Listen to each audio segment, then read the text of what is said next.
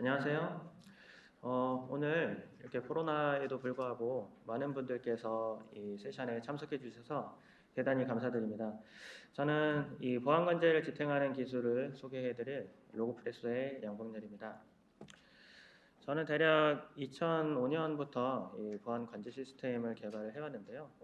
오늘 이제 말씀드리려고 하는 거는 대략 벌써 이제 보안 관제라는 이런 이 시스템이 도입이 돼서 운영되기 시작한 지가 대략 한 20년 정도 됐습니다. 네, 최근에 이제 20년 동안 이 관제 시스템이 어떤 문제들을 직면을 했었고 그런 문제들을 또 어떤 식으로 해결을 기술적으로 해왔는지 그런 부분들에 대해서 한번 되돌아보는 시간을 가져보도록 하겠습니다.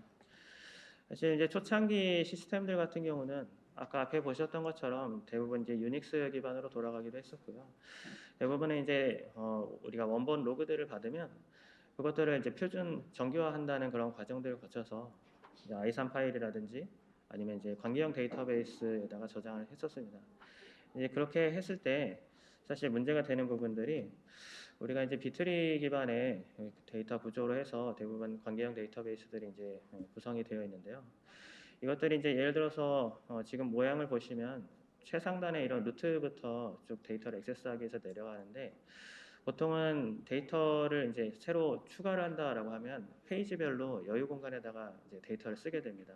그러다가 이제 여유 공간이 모자라지면 그때 이제 노드를 스플릿, 그러니까 이제 두 개로 쪼개게 되는 거죠. 여유 공간을 이제 확보하기 위해서. 혹은 이제 데이터를 삭제를 한다라고 한다면 또 반대로 이 노드를 합치는, 그러니까 머지 과정들을 거치게 됩니다. 근데 이제 데이터를 루트부터 이렇게 쭉 타고 내려갈 때 어떤 게 이제 중간에 스플릿 될지 혹은 머지 될지 알 수가 없기 때문에 잠금을 하면서 가야 되거든요. 근데 그렇게 되다 보면 우리가 이제 대량으로 데이터를 항상 이제 관제 시스템들은 데이터를 쓰게 되는데 읽기를 조회를 하게 되는 순간에 이제 쓰기를 원활하게 하지 못해서 스루풋이 갑자기 확 떨어지면서 수집하거나 저장하는 것들이 이제 굉장히 이제 적체되는 그런 현상들을 과거에 많이 보였었고요. 아까 이제 제가 여유 공간에 대해서 말씀을 드렸는데 당연히 이제 여유 공간을 유지를 한다는 얘기는 뭐냐면 실제 데이터를 쓰는데 필요한 그런 용량보다 훨씬 이제 많은 용량을 디스크를 점유를 한다는 의미가 되는 거거든요. 그렇다고 한다면 이제 디스크를 이제 원래 생각하는 것보다 훨씬 많이 쓰게 되고요. 이 비트리 구조 자체가 인코딩이나 압축하는 것들에 대해서 굉장히 이제 불리한 그런 데이터 구조이기 때문에 사실 굉장히 그동안 지난 이제 최초의 뭐 한 10년 정도는 문제가 많았습니다. 보통은 이제 데이터 그때 뭐 대략 한 2005년에서 10년 사이라고 한다면 하루에 뭐 방화벽 나오는 데이터가 뭐 많아봐야 뭐 수기가 정도밖에 안 되던 시절이거든요. 그런데도 불구하고 제대로 수집해서 저장하는 시스템 찾기도 굉장히 힘들었던 수준이었습니다. 당연히 이제 조회를 하면 이 심각한 경우는 뭐 몇 시간씩 걸리고 다음날 아침에 와가지고 이제 뭐 조회 걸어놓은 거를 살펴보면 시스템이 그냥 다운되어 있는 경우들도 비일비재했었고요. 이게 이제 단순한 조회 검색도 이렇게 잘 안 되는 상황이니까 뭔가를 우리가 제대로 데이터를 분석을 한다 이런 것들은 상상을 할 수가 없는 그런 상황이었다고 보시면 됩니다. 그래서 뭐 이제 지금도 그렇지만 시스템들이 이제 가능한 저 연관 분석을 한다는 것들이 어떤 것들이냐면 최근 데이터들 올라온 것들 뭐 최근 한 뭐 5분, 10분 혹은 뭐 1시간 정도의 데이터들만 메모리 유지를 하면서 그것들은 이제 메모리 상에서만 연관 분석을 하고 기존의 히스토리컬한 데이터가 대량으로 이렇게 디스크에 분명히 있는데 그것들을 상관 분석한다. 이런 거는 거의 뭐 상상을 하지 못하는 그런 상황이었던 거죠. 그래서 많은 시스템들이 실제로 지금 보여드리는 이 장표처럼 설계들이 됐었는데요. 뭐냐면 제 왼쪽에는 RDB, 그러니까 관경 데이터베이스가 있고 여기에는 보통 데이터 마트라고 부르는 미리 통계를 계산해 놓은 데이터들을 적재를 합니다. 이런 거를 왜 하냐면 예를 들어서 우리가 고속으로 데이터 통계를 실시간으로 뽑아낼 수가 있었으면 이런 게 필요가 없을 텐데 통계 조회하는 게 라이브로 제대로 안 되다 보니까 미리 통계를 계산을 해놓으면 그나마 좀 낫지 않을까 싶어가지고 예를 들면 보고서 유형을 뭐 100몇 가지를 정의를 해놓고요. 그럼 그 보고서의 통계를 출력하는 데 필요한 테이블들을 수백 개를 만드는 거거든요. 예를 들어서 뭐 우리가 방화벽에서 출발지 IP별로 뭐 통계를 낸다라고 하면 최근 뭐 10분 단위로 쪼개가지고 10분 단위의 뭐 출발지 카운트, 뭐 1시간 단위의 출발지 카운트, 또 일별 출발지 IP 카운트 이런 것들을 테이블별로 다 만들어 놓고 하다 보니까 거의 통계 테이블만 해도 한 수백 개 정도를 유지를 하면서 실제로는 유연하게 이렇게 데이터 분석하지 못하면서도 공간은 엄청나게 많이 사용하는 그런 일이 이제 반복돼 있다고 보셨으면 되겠습니다. 그리고 이제 예를 들어서 우리가 데이터를 이제 아까 앞에 설명드렸던 것처럼 로그를 검색한다고 하면 이 검색하는 것도 원본 텍스트 파일을 갖다가 이제 예를 들면 일별로 텍스트 파일을 좀 만들어 놓고 세븐집 같은 것들로 통으로 압축해 놓는 경우들이 되게 많았었거든요. 근데 그렇게 구성을 한다고 했을 때 디스크 용량은 뭐 당연히 이제 전체 파일을 압축했으니까 굉장히 효율적으로 압축은 됩니다. 그런데 만약에 데이터를 조회를 한다거나 검색을 한다고 했을 때 이 데이터를 예를 들면 그 일별로 압축한 텍스트 파일을 통째로 압축을 다 풀어서 처음부터 끝까지 다 읽어야지 뭔가 데이터가 나오는 거거든요. 그러니까 이런 식으로 설계가 되다 보니까 거의 이제 우리가 효율적으로 분석하거나 뭐 검색한다 이런 것들은 거의 이제 제대로 된다고 기대하는 게 어려웠었고 이게 그최 2000년 초반부터 거의 2010년, 2013년 이 정도까지의 통합 로그 시스템들이 가진 거의 공통적인 문제였다고 보시면 되겠습니다. 그러면 이제 대략 이제 2010년쯤 돼서 빅데이터 기술이 이제 화두가 되기 시작하는데요.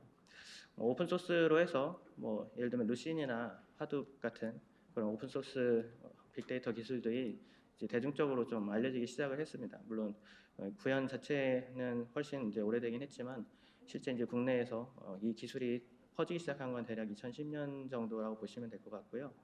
근데 이 빅데이터 기술이 도입이 돼서 그럼 이제 성능이 좀 나아지지 않을까? 지금까지 직면했던 그런 많은 문제들이 해결되지 않을까라고 사람들이 당연히 기대를 했겠죠. 근데 실상은 해결이 안 됩니다. 왜냐? 이게 이제 엘라스틱 같은 경우에는 우리가 실시간으로 데이터를 저장하고 검색하고 이런 것들은 굉장히 원활하게 잘 됩니다. 근데 아마 엘라스틱을 좀 보신 분들이라면 잘 아시겠지만 엘라스틱은 조인을 지원하지 않아요. 그래서 뭔가 서로 다른 데이터를 연관 분석한다고 한다면 이런 것들은 불가능하다고 보시면 됩니다. 반대로 하둡 같은 경우에는 이제 완전히 반대로 이제 가게 되는데 보통은 페타바이트 단위로 대용량의 데이터가 있어도 뭐 예를 들어서 하이브나 임팔라 같은 그런 이제 데이터 웨어하우스 기술들을 쓰면 대용량의 데이터를 연관 분석한다든지 통계 분석한다든지 이런 것들을 굉장히 원활하게 할 수가 있습니다. 근데 문제는 어쨌든 그것들은 다 배치 잡으로 돌아가는 것들이거든요. 우리가 보안 관제를 한다고 생각했을 때 이 위협에 대응하는 것은 반드시 이제 실시간성을 이제 깔고 가야 됩니다. 그런데 하둡 같은 경우에는 모든 작업들이 이렇게 배치로 수행이 되다 보니까 바로 우리가 실시간 데이터 들어오는 것들에 대해서 인덱싱하고 뭐 필요한 데이터 검색하고 조회하고 이런 것들이 불가능한 거죠. 그러니까 양자가 서로 이제 다른 성격들을 가지고 있고 그것 때문에 이제 우리가 앞에 생각했던 그런 문제들이 다 해결되지는 않는 거죠. 그래도 뭐 물론 엘라스틱만 딱 단독으로 썼을 때 최소한 검색이라도 해결되지 않냐라고 생각하실 수는 있는데요. 그것만 가지고는 뭐 아까 말씀드린 것처럼 우리가 외부 침해나 아니면 내부 유출 시나리오들 이런 것들을 제대로 분석할 수가 없습니다. 특히 엘라스틱 같은 경우에는 뭐 벤더에서 아예 조인을 왜 해야 되죠? 뭐 이런 식으로 얘기를 하는데요. 사실 그 얘기는 아까 제가 앞에서 말씀드렸던 데이터 마트를 만들면 되지 왜 조인을 따로 해야 되느냐 이 질문하고 거의 비슷한 거라고 보시면 됩니다. 우리가 데이터 분석해야 될 것들은 미리 상정해서 다 할 수가 없고요. 사실 공격자들도 방어하는 로직을 회피하기 위해서 계속해서 진화하고 있기 때문에 뭔가를 미리 데이터 수집 단계에서 태깅해가지고 조인을 하지 않아도 되도록 만들어 놓는다는 것은 거의 생각하기가 어렵거든요. 실제로는 지금 보시는 것처럼 이런 뭐 내부 유출 시나리오라고 한다면 누가 언제 어디서 무엇을 어떻게 얼마나 많이 뭐 보통 이제 얼마나 많이 해당되는 부분이 임계치에 해당되는 부분이라고 말씀드릴 수 있는데 여러 가지 이제 팩터들을 조합을 해서 사람들이 이제 시나리오를 만들게 되고 혹은 머신러닝이나 우리 AI 딥러닝 같은 것들을 할 때에도 피처를 뽑기 위해서 굉장히 많은 데이터 소스들을 섞어서 이런 가공들을 해야 됩니다. 근데 여기서 조인이 안 된다고 하면 그런 작업들 자체가 아예 불가능해지는 거죠. 그래서 이제 이 아키텍트들이 보통 이제 또 어떤 선택들을 하냐면 지금 사실 2020년 돼서도 여전히 이런 일들이 많이 벌어지고 있는데요. 엘라스틱하고 하둡 양쪽에다가 데이터를 부어 넣습니다.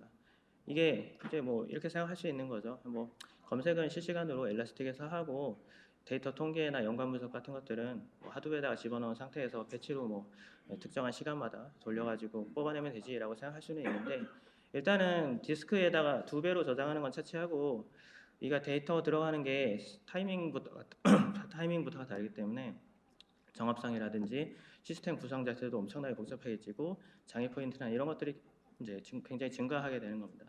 그래서 저는 이제 이런 모든 문제들을 정상적으로 완전하게 해결하려면 단일 빅데이터 플랫폼이 필요하다고 생각을 했었고요. 예를 들면 지금 오른쪽에 이렇게 보이는 것처럼 데이터를 수집 저장하고 실시간으로 압축하고 실시간으로 암호화 저장하고 스트리밍으로 뭔가를 분석하고 또 배치로 대량의 이제 데이터들을 이제 조인해가면서 연관 분석하고 또 풀텍스트 검색도 실시간으로 하고 심지어 이제 AI나 머신러닝 해당되는 이 모든 부분들이 당연히 하나의 빅데이터 플랫폼에서 다 지원이 돼야지 왜 2개, 3개의 빅데이터 플랫폼을 써서 조합을 해야만이 이 시스템을 구성할 수 있는데 이건 좀 잘못됐다고 생각한 거죠. 그래서 실제로 저희 로그프레소 같은 경우에는 밑바닥부터 이 모든 기술들을 다 직접 구현을 했고요. 지금 실제 보시는 것처럼 이런 시스템들을 그동안 이제 금융이나 공공 많은 고객사들의 구축을 해왔습니다.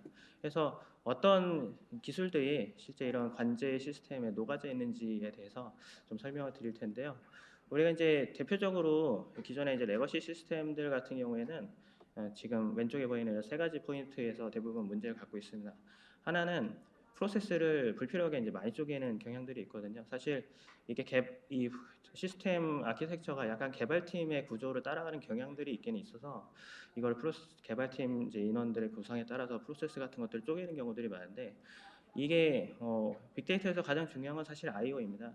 근데 이걸 프로세스를 쪼개서 뭔가 이제 통신을 한다든지 거쳐가게 되면 그것들이 이제 다 추가적인 I/O 오버헤드로 이제 귀결되거든요. 그래서 그런 부분들도 있고 이제 텍스트 같은 것들은 이제 로그들을 받았을 때 이것들을 이제 효율적으로 처리하기 위해서 다 보통은 이제 바이너리로 처리하는 것들이 필요한데 물론 JSON이나 XML 같은 이제 사람이 보기 좋은 포맷으로 하면 읽거나 보기는 편할지 몰라도 성능상에서는 굉장히 악영향을 미치게 됩니다.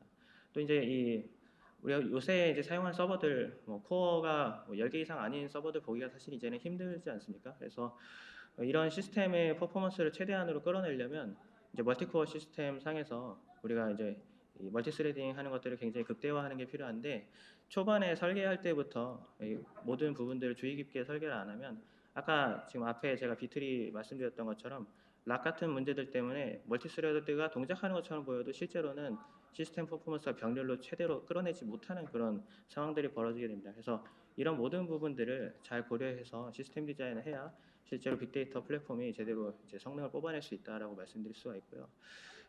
이게 지금 제일 왼쪽에 있는 게 이제 오래된 이제 유닉스 기반의 아키텍처라고 볼 수 있는데 예전에는 이제 프로세스를 쪼갠다고 하더라도 최소한 이제 뭐 쉐어드 메모리 같은 것들을 써서 어느 정도는 너무 느려지지 않는 그런 구조들을 유지를 했었거든요. 근데 최근에 사실 MSA 그러니까 마이크로 서비스 아키텍처들이 유행을 하면서 이게 또 컨테이너에다가 각각 서비스를 올리고 서비스들끼리 REST API로 통신하고 이런 구조들을 유행을 많이 따라가시는 경향들이 또 있는데 같은 작업을 메모리 액세스 바로 해가지고 사용하는 거랑 HTTP나 뭐 이런 것들을 가지고 TCP 통신해서 데이터를 끌고 오는 거랑은 성능 차이가 당연히 엄청나게 많이 납니다. 근데 이제 저희가 선택한 이런 기술적인 토대는 OSGI 기반의 아키텍처를 사용해서 이제 서비스 구성 자체는 플러그인으로 동작을 합니다. 그래서 지금 오른쪽에 보이는 뭐 서비스 ABC 같은 것들이 실제 런타임에 뭔가 OSGI 플러그인이 설치되면 바로 이제 동적으로 생성이 되거나 삭제가 되거나 그래서 이런 마이크로 서비스적인 아키텍처의 특징은 그대로 유지를 하면서도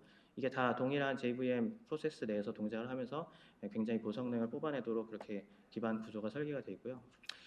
그리고 다시 말씀드리지만 빅데이터에서 가장 중요한 거는 I/O 부분을 얼마나 최소화하느냐라고 하는 부분이거든요.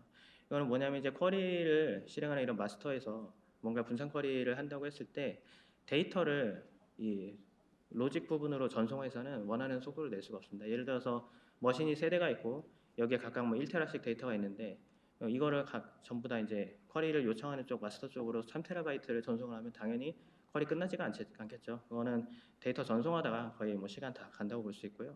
이 그림 애니메이션 잠깐 보인 것처럼 로직 자체를 데이터가 위치하는 머신으로 보내서 각각의 머신에서 최대한의 작업을 처리한 상태에서 꼭 필요한 정보만 마스터로 보내는 것이 이제 이 분산 쿼리 실행에서의 I/O 최소화의 가장 핵심적인 부분이라고 말씀드릴 수가 있습니다. 그래서 예를 들어서 우리가 이제 멀티 노드가 있는 클러스터 환경에서 뭔가 뭐 가장 단순하게 뭔가 카운팅을 한다라고 하면 데이터를 다 마스터로 보내가지고 이거를 카운팅하면은 뭐 데이터 전송하느라고 시간이 엄청나게 많이 갈 거고, 대신에 카운팅하는 로직을 각각의 이제 밑 하단에 이제 데이터 노드로 보내서 각각 부분적인 카운트를 계산한 다음에 카운트 값만 마스터로 보내주면 그냥 그거 각각의 카운트를 합산해서 전체 카운트를 뽑아내면 되겠죠. 이거는 이제 가장 간단한 이제 카운트에 대한 얘기니까 굉장히 쉽게 들릴 수는 있지만, 사실은 굉장히 복잡한 쿼리 플래너가 이것들을 자동으로 리라이팅을 해줘야 됩니다. 그래서 사용자는 실제 여러 대의 노드가 있다는 것들은 뭐 머릿속으로 생각하지 않고 쿼리를 실행을 하지만, 이것들을 이제 쿼리 플래너가 얼마나 자동으로 잘 I/O를 최소화하도록 구성을 해서 하단의 데이터 노드들에다가 쿼리를 만들어 가지고 보내주느냐, 이런 것들이 이제 이 빅데이터에서의 기술의 핵심이라고 말씀드릴 수 있고요. 조인 같은 경우에도 마찬가지인데, 사실 지금 운영되고 있는 시스템들 그 이제 관제 심 플랫폼들 중에서도 분산 조인 제대로 되는 시스템 찾기가 사실 되게 힘듭니다. 이게 예를 들어서 우리가 지금 보이는 화면은 브로드캐스트 조인이라고 부르는, 혹은 스캐터 머지 조인이라고 부르는 유형의 그런 조인을 설명한 도표인데요. 우리가 뭔가 데이터를 조인을 한다고 했을 때 모든 데이터를 또 마스터로 보내가지고 A랑 B 데이터 서브셋을 조인한다고 하면 당연히 그거는 거의 불가능한 작업이 될 거고요. 보통은 한쪽 데이터 셋이 더 작게 나온다는 가정하에 그런 데이터가 나오게 되면 그 데이터를 각각의 노드에 다시 이제 브로드캐스트니까 뿌려줍니다. 그러면 우리가 예를 들어서 교집합을 구한다고 하면 교집합에 해당되는 데이터는 굉장히 줄어들 거기 때문에 그런 식으로 이제 서브쿼리 결과들을 지금 하단에 있는 그런 데이터 노드들에다 전송해서 최대한 이 네트워크 단에 전송해야 될 양들을 최소화하는 것들이거든요. 그래서 이런 류의 이제 조인 같은 것들도 보통은 이게 단순히 뭐 1차 조인으로 된 것들뿐만이 아니라 굉장히 여러 단계로 중첩된 그런 조인 쿼리들이 존재하는데, 이런 것들도 쿼리 플래너가 얼마나 잘 쪼개가지고 이제 실행 계획을 만드느냐, 이런 것들이 빅데이터의 기술의 이제 중요한 부분이라고 말씀드릴 수 있고요. 앞에 제가 기존 이제 레거시 시스템들의 검색이라든지 통계 이런 것들이 제대로 안 된다는 부분들을 말씀드렸었는데, 검색 같은 경우는 지금 보이는 이런 기술들을 가지고 보통 합니다. 풀텍스트 인덱싱 하는 것들은 아마 기존에도 잘 알고 계신 부분이라고 생각하고요. 쉽게 얘기하자면 우리가 이제 책에 보면 보통 제일 뒤쪽 부분에 이제 찾아보기 혹은 이제 색인이라고 되는 페이지들이 있죠. 거기에 보면 모든 단어들이 다 사전순으로 정렬되어 있어서 내가 단어를 그냥 사전순 정렬된 것 중에 이제 반으로 이렇게 갈라가면서 찾은 다음에 이거는 몇 쪽에 단어가 있구나라는 걸 찾고 해당 이제 페이지로 책을 넘기면 바로 그 단어가 들어있는 데이터를 찾을 수가 있잖아요. 마찬가지로 이제 검색할 때 그런 부분들이 동일하게 적용이 됩니다. 우리가 풀텍스트 데이터 인덱싱을 하게 되면 토커나이징을 해서 저런 뭐 IP 주소 같은 것들이 있다고 한다면 저것들을 다 사전순으로 정렬해서 놓은 상태에서 우리가 반으로 분할해 가면서 고속으로 우리가 원하는 키워드를 찾고 그 키워드에 매달린 이제 레코드 아이디들을 가져와서 그걸 가지고 실제 이제 레코드 위치를 액세스를 하는 거거든요. 근데 여기까지는 뭐 굉장히 일반적인 얘기라고 들으실 수 있을 거고요. 우리가 가속을 하기 위해서 또 블룸 필터 같은 이런 여러 가지 기술들이 들어가게 되는데, 검색할 때 가장 성능적으로 최악의 경우가 뭐냐라고 질문하면 그거는 뭐냐면 검색을 죽으라고 했는데 결과가 없는 경우예요. 그거는 정말 무의미한 일을 하게 된 거거든요. 그러면 우리가 검색을 열심히 했는데 결과가 없는 경우를 피하고 싶다라고 한다면 어떻게 해야 될 거냐? 거기에서 이제 블룸 필터 같은 기술들이 적용되는데, 여기에 이제 슬롯들이 이제 쭉 여러 가지가 있잖아요. 그리고 화살표가 지금 각각 뭐 X, Y, Z 키워드들이 있으면 이 세 개의 화살표들이 존재합니다. 이거는 화살표는 뭘 의미하냐면 각각 서로 다른 해시 함수를 의미하는데요. 우리가 해싱했을 때 나오는 이제 번호가 있겠죠. 그래서 그 번호가 가리키는 위치에다가 1을 세팅을 하게 됩니다.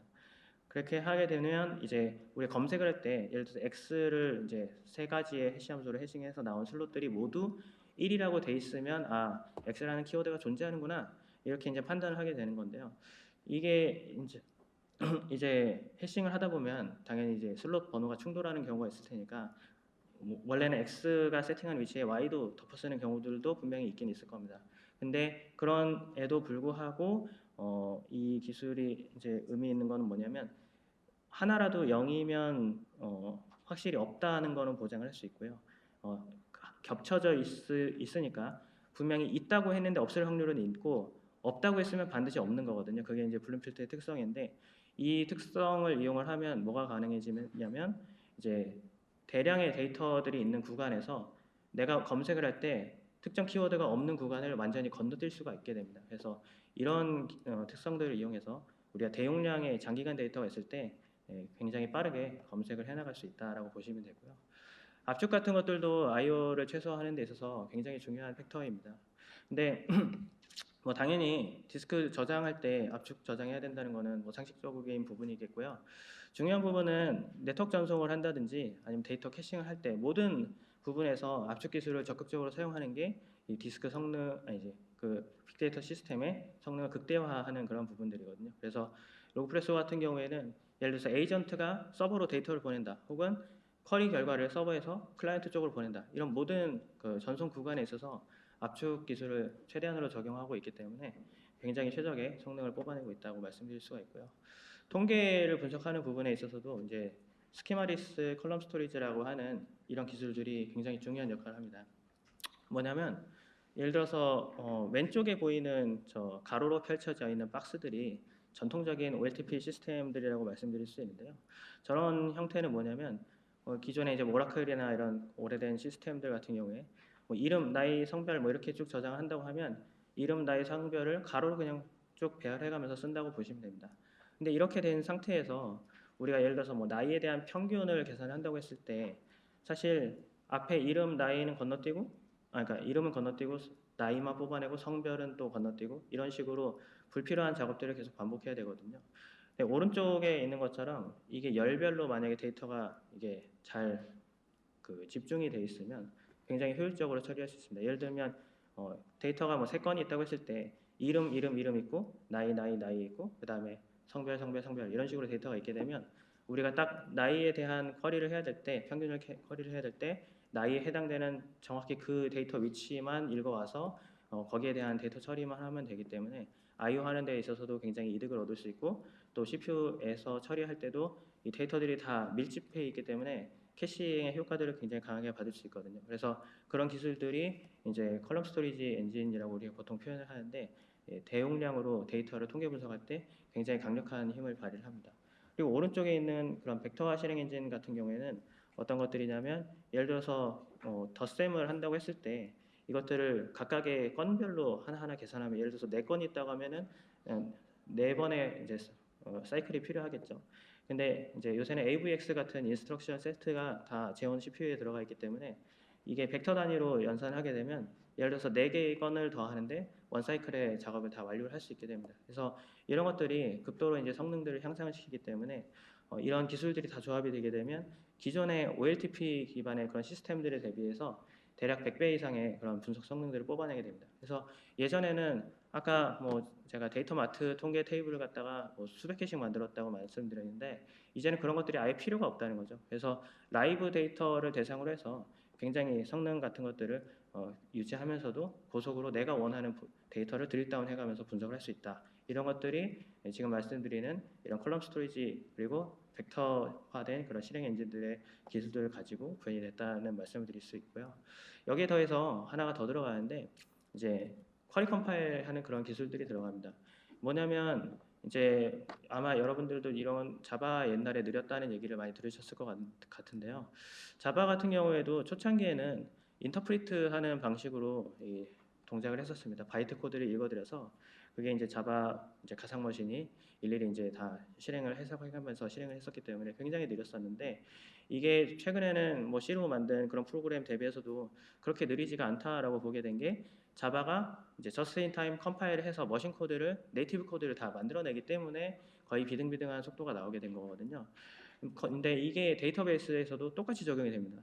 그래서 예전 이제 전통적인 데이터베이스들 같은 경우에는 내가 쿼리를 실행하면 쿼리 실행할 때 이제 모든 이제 타입별 경우의 수를 계산해 가지고 실행을 해야 되기 때문에 인터프리팅 하면서 이게 성능이 굉장히 떨어지는데요. 오버헤드가 굉장히 많고요. 근데 이제 로그프레소 같은 경우에는 예를 들어서 이제 지금 쿼리 구문들을 실행할 때 그것들의 이제 타입 같은 것들을 다 추론해서 반드시 필요한 그런 인스트럭션만 남기고 나머지를 다 제거해 버립니다. 그러니까 우리가 뭐 엄청나게 많은 데이터들을 고속으로 이제 처리를 해야 될 때 그런 부분에 있어서 오버헤드가 완전히 다 날아간 상태로 굉장히 최적화된 쿼리 실행들을 할 수 있게 되는 거거든요. 그래서 이런 이제 쿼리 컴파일하는 기술들이 적용됐기 때문에 아까 앞에 설명드렸던 굉장히 대량의 데이터 통계, 연관 분석 이런 것들이 가능해졌다라고 말씀드릴 수가 있습니다. 그리고 아까 앞에 제가 컬럼 스토리지에 대해서 말씀드렸는데 이 부분이 암호화된 데이터 분석하는 데 있어서도 굉장히 이제 효과를 발휘합니다. 뭐냐면 사실 빅데이터 플랫폼에 암호화가 내장이 안 돼 있으면 성능적으로 굉장히 불리할 수밖에 없는데요. 실제로 고객사에서 이제 도입하시는 것들을 보면 뭐 빅데이터 플랫폼대로 도입하고 서드 파티로 뭐 암호화 솔루션 또 도입하면 되지 이렇게 말씀하시는 경우가 많은데 이게 서드 파티로 암호화 솔루션들이 들어가게 되면 그것들을 보통 파일 시스템 레이어에서 동작하게 됩니다. 그 얘기는 뭐냐면 애플리케이션 데이터의 특성을 전혀 모르는 상태로 뭐 애플리케이션에서 데이터 블록을 요청하면 블록 전체를 복화를 해서 올려보내줘야 된다는 얘기거든요. 근데 로그플렉서 같은 경우에는 예를 들어서 내가 아까 뭐 나이에 대해서 평균을 계산한다 하면 나이에 대한 컬럼에 해당되는 데이터 영역만 복화를 합니다. 그러니까 당연히 뭐 수십 개의 컬럼이 있는 상태에서 뭐 필요한 한두 개의 컬럼만 복화하니까 성능이 훨씬 복화 성능이 뛰어나겠죠. 그래서 우리가 대량의 이제 암호화된 데이터를 분석을 할 때 그럴 때 이제 빅데이터 플랫폼 자체에 암복화 기능이 제대로 내장이 되어 있느냐 아니냐 이런 부분들이 특히 이제 중요한 성능적 차이를 가져올 수 있다 이런 부분들을 말씀드립니다. 그리고 이런 것들뿐만이 아니고 이제 앞에는 제가 검색하고 통계하는 부분들을 말씀드렸고요. 이제 탐지하는 부분들에 있어서도 이제 머신러닝이나 이제 AI 기술들이 들어가게 되는데요. 대략 두 가지만 제가 간단하게 이상 탐지 관련된 것들만 소개하고 세션을 정리할까 합니다. 하나는 이제 밀도 기반으로 이상 탐지를 하는 방법인데요. 저기 이제 그러니까 왼쪽에 보면 점들이 이제 많이 찍혀 있는데 왼쪽 하단에 군집이 하나가 이제 크게 보이고요. 이제 오른쪽 상단에 좀 커다란 또 군집이 하나가 보이죠. 그리고 지금 빨간색으로 동그라미 쳐져 있는 것들이 이제 이상이라고 판정된 스코어가 좀 높은 애들인데요. 저것들이 우리가 이상하다고 판단하는 기준이 뭐냐? 사람이 직관적으로 판단하는 거는 이렇게 밀집되어 있는 군집하고 상대적으로 멀리 떨어져 있는 것들 외따로 이렇게 떨어져 있는 포인트들이 보통 이상하다고 생각하거든요. 그래서 저것들을 그러면 이제 기술적으로는 어떻게 구현을 하느냐? 이게 가장 인접해 있는 뭐 예를 들어서 10개의 포인트를 가져와서 각각에 대한 상대적인 밀도 같은 것들을 거리를 계산을 합니다. 그래서 그런 것들을 가지고 실제로 얼마나 이제 인접해 있는 군집에서 멀리 떨어져 있느냐를 가지고 이상 탐지를 하게 되고요.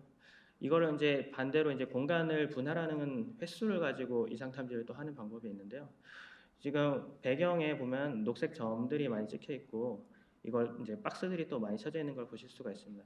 근데 예를 들면 어떤 식으로 이제 스코어링을 하냐면 랜덤하게 이렇게 수직 혹은 수평을 이렇게 짝대기를 그었을 때 박스 안에 점이 하나만 찍힐 때까지 쪼개는 거거든요.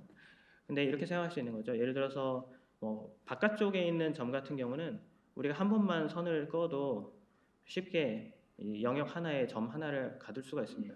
근데 이게 밀집해 있는 점들 같은 경우에는 주변에 점들이 많이 있기 때문에 굉장히 여러 번 선을 그어야지 하나의 이제 공간 안에 점 하나를 가둘 수가 있거든요. 그래서 이 점 하나가 남을 때까지 쪼개는 그 횟수를 가지고 스코어링을 해서 상대적으로 이거 이상하다 혹은 이거는 정상이다 이런 식으로 이상 탐지하는 그런 알고리즘들이 구현이 되고 있습니다. 그래서 이런 알고리즘들이 사실 기존의 벤더들 같은 경우에 사이킨런이라든지 여러분들 잘 아시다시피 뭐 텐서플로우라든지 여러 가지 이제 오픈 소스들을 가져다가 구현하는 경우들이 많은데 아까 앞에서 말씀드렸던 그런 많은 여러 가지 이제 성능적인 이유들 때문에 이런 알고리즘들이 아예 플랫폼 자체에 녹아져 있느냐 아니냐 이런 부분들이 또 중요하다고 말씀드릴 수가 있습니다. 그래서 대략 오늘 그 저장하고 이제 통계 분석하고 검색하는 부분들, 이상 탐지하는 부분들에 대해서 기술적으로 어떤 요소들이 들어가는지 간단하게 살펴봤는데요. 제가 강조해드리고 싶은 부분들은 그런 것들입니다. 사실 엘라스틱이나 아니면 하도프 같은 것들을 가지고 구현하실 수 있다라고 생각하시는 경우가 많은데 할 수는 있는데요. 별로 좋은 결과를 가져오지는 않습니다. 일단은 아까 말씀드렸던 것처럼 시스템 자체의 복잡도가 올라가고 그리고 이제 데이터가 이제 중복되면서 굉장히 자원들도 많이 사용할 수밖에 없고 이게 이제 컴포넌트들이 많아지면 당연히 장애 포인트들도 증가하게 되거든요. 그래서 그런 부분들도 있고 이제 나중에 제일 문제되는 부분들이 시간 지나면 이거 버전 업그레이드 했을 때 데이터 자체가 호환이 안 되는 경우들이 되게 많이 발생합니다. 그래서 이런 부분들을 이슈 없이 우리가 안정적으로 보안 운영을 하려면 이런 것들이 완전히 원천 기술들이 녹아져 있는 빅데이터 보안 플랫폼을 선택하셔야 된다는 부분을 강조하면서 이번 세션을 마치고자 합니다. 경청해 주셔서 감사합니다.